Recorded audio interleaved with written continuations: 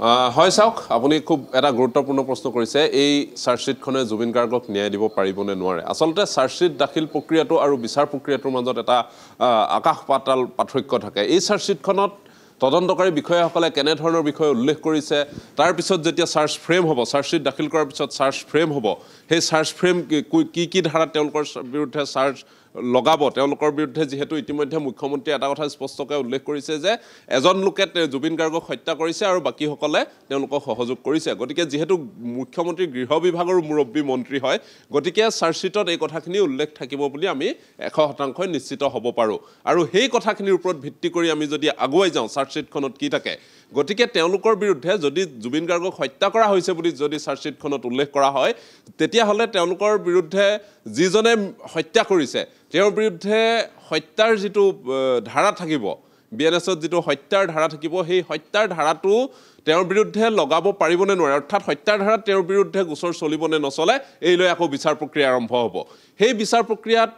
পৰ্যাপ্ত তথ্য দাখিল কৰিব পাৰিব লাগিব চৰকাৰী অধিবক্তাই তাৰ পিছতহে তেওঁৰ বিৰুদ্ধে আকৌ বিচাৰ প্ৰক্ৰিয়া চলিব অৰ্থাৎ শুনানি চলিব সেই শুনানিত সাক্ষীবাদী অত্যন্ত বহু কথা আছে এইটো কেতিয়াও খুব সহজে হৈ যোৱা প্ৰক্ৰিয়া নহয় অন্তত 3-4 বছৰ এই প্ৰক্ৰিয়াৰ কাৰণে লাগিব খুব কম সময় যদি আমি ধৰোঁ কমেও 3-4 বছৰ লাগিব তাৰ পিছতহে ৰায়দানৰ সম্ভাৱনা আছে গতিকে এইটো এটা বহুত দীঘল প্ৰক্ৰিয়া আমি মুখ্যমন্ত্ৰীগৰাকীয়ে যিটো কথা কৈ থাকে যে চাৰ্জশ্বিট দাখিল হ'ব চাৰ্জশ্বিট দাখিল হ'লেই জুবিন গাৰ্গে ন্যায় পাব তেওঁৰ বিৰুদ্ধে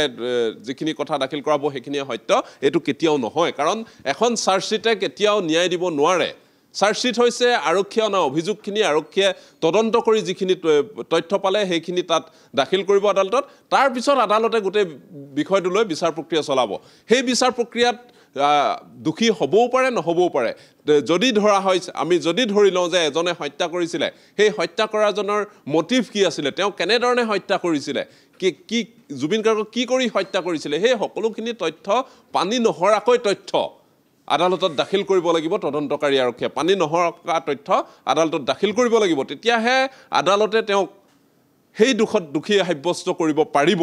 তাৰ উপৰি যিসকলে সহযোগ কৰিছিলে বুলি কৈছে সেই সহযোগকাৰীসকলে কেনেদৰে কৰিছিলে কি সহযোগ কৰিছিলে সেই গোটেই বিষয়টো কিন্তু ইয়াত উত্থাপন হ'ব আৰু তাৰ যেতিয়া অভিযুক্তৰ হৈ যিসকল অধিবক্তা আহিব সেই অধিবক্তাসকলে ইয়াৰ বিৰোধিতা সম্পূৰ্ণ তেওঁলোকৰ বিৰোধিতা কৰিব কাৰণ যদিহে সিদ্ধাৰ্থ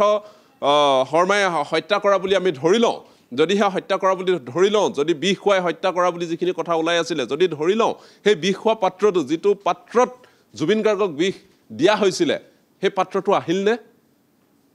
ফৰেনচিক আদালতত সেইটো প্ৰমাণ কৰা হ'লনে এই গোটেই প্ৰশ্নখিনি আহিব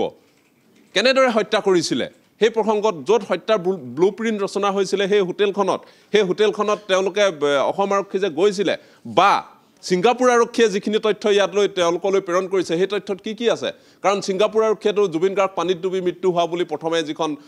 প্ৰথম ৰিপৰ্ট দাখিল কৰিছিলে সেইখনততো পানীত ডুবি মৃত্যু হোৱা বুলি কৈছিলে গতিকে তেওঁ হত্যা কৰা বুলি কেনেধৰণৰ তথ্য পৰৱৰ্তী সময়ত দাখিল কৰিব পাৰিলে এই গোটেই বিষয়খিনি লাহে উত্থাপন হ'ব এই গোটেই বিষয়খিনি লাহে লাহে উত্থাপন হ'ব তাৰ পৰৱৰ্তী সময়ত আমি জানিব পাৰিম জুবিন গাৰ্গে ন্যায় পাব নে নাপায় মোৰ সৈতে আমাৰ ৰাজনৈতিক সম্পাদক নয়ন প্ৰতিম কুমাৰ আছে মই তেওঁৰ পৰা জানিব বিচাৰিছোঁ এই গোটেই প্ৰসংগটো অকণমান আপুনি অধ্যয়ন কৰি আছে অলপ যদি চাওক এই যিটো প্ৰচেছ আচলতে এটা প্ৰচেছ আৰু ইয়াত কেইবাটাও দিশ আছে প্ৰথম কথা হৈছে যে এই যিটো হত্যাকাণ্ড বুলি কোৱা হৈছে ইতিমধ্যে মুখ্যমন্ত্ৰীয়ে সদনৰ ভিতৰতো কৈছে যে 25 নৱেম্বৰৰ পৰা যিখন আমাৰ বিধানসভা হৈছিলে তাতো কৈছে যে এইটো এটা হত্যাকাণ্ড বাহিৰতো কৈছে আৰু ভিতৰতো কৈছে এক নম্বৰ এইটো হত্যাকাণ্ড আৰু এই হত্যাকাণ্ড কেনেকৈ এষ্টাব্লিছ কৰে এইটো আচলতে ডাঙৰ এটা চেলেঞ্জ আজি আটাইতকৈ ডাঙৰ চেলেঞ্জ আৰু এই চেলেঞ্জটো একচেপ্ট কৰিছে বুলি কৈছে অসম আৰক্ষীয়ে যে আমি চেলেঞ্জটো একচেপ্ট কৰিছোঁ কিন্তু এই যিটো মটিভ আছিলে এই মটিভটো কেনেকৈ হৈছিলে প্ৰথম কথা আৰু মটিভটো যিটো আছিলে সেইটো এষ্টাব্লিছ কৰিবলৈ তাত এভিডেঞ্চ লাগিব দুটা কথা আইনে সদায় এভিডেঞ্চ বিচাৰিব আৰু যেতিয়া আদালতলৈ এই প্ৰচেছটো যাব এতিয়া তেতিয়া তাত এভিডেঞ্চ লাগিব গতিকে এই ক্ষেত্ৰত যিহেতু ঘটনাটো আমাৰ অসমত হোৱা নাই এইটো এখন বিদেশী ৰাষ্ট্ৰত হৈছে আৰু এই ক্ষেত্ৰত এমলেট অৰ্থাৎ মিউচুৱেল লিগেল এছিষ্টেন্ট ট্ৰিটি যিখন আছে সেইখন ব্যৱহাৰ কৰিছে এইবাৰ কাৰণ হোম মিনিষ্ট্ৰীয়ে তাৰ নোডেল এজেঞ্চি আৰু হোম মিনিষ্ট্ৰীয়ে এইটো এটা পাৰ্মিশ্যন দিছিলে আৰু ইতিমধ্যে চাৰ্জশ্বিট দাখিলৰ পূৰ্বে বিএনএছৰ অধীনত যিটো ধাৰা প্ৰযোজ্য কৰি চাৰ্জশ্বিট দিবৰ কাৰণে যিটো প্ৰয়োজনীয় অনুমোদন লাগে সেই অনুমোদন ইতিমধ্যে হোম মিনিষ্ট্ৰীয়ে দিছে গতিকে সেইটো এটা লিগেলি এটা এষ্টাব্লিছ হৈ আছে যে এইটো এটা লিগেল প্ৰচেছ আৰু গতিকে এই যিটো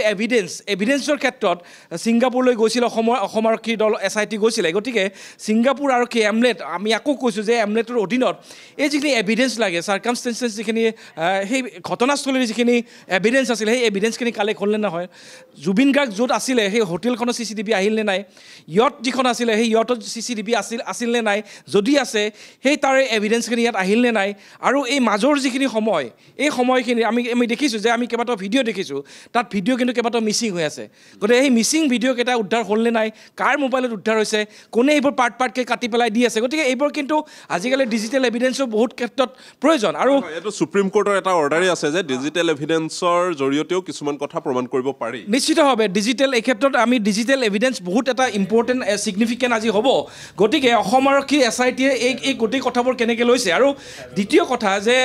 তুমি আগতে কৈছা যে প্ৰচেছটো দীঘলীয়া হ'ব কিন্তু ইতিমধ্যে মুখ্যমন্ত্ৰী হিমন্ত বিশ্ব শৰ্মাই কৈছে যে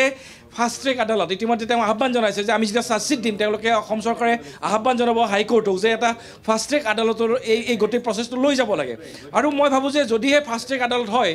তেতিয়াহ'লে কনভেনশ্যনেল যিবোৰ আমাৰ পৰম্পৰাগত যিবোৰ আইনী প্ৰক্ৰিয়া বা শুনানি প্ৰক্ৰিয়া এই শুনানি প্ৰক্ৰিয়াটোত এইটো অকণমান ব্যতিক্ৰম হ'ব বুলি ভাবিছোঁ কাৰণ ইয়াৰ আগতো বহুকেইটা কেছত আমি ফাষ্ট ট্ৰেক আদালত পাইছোঁ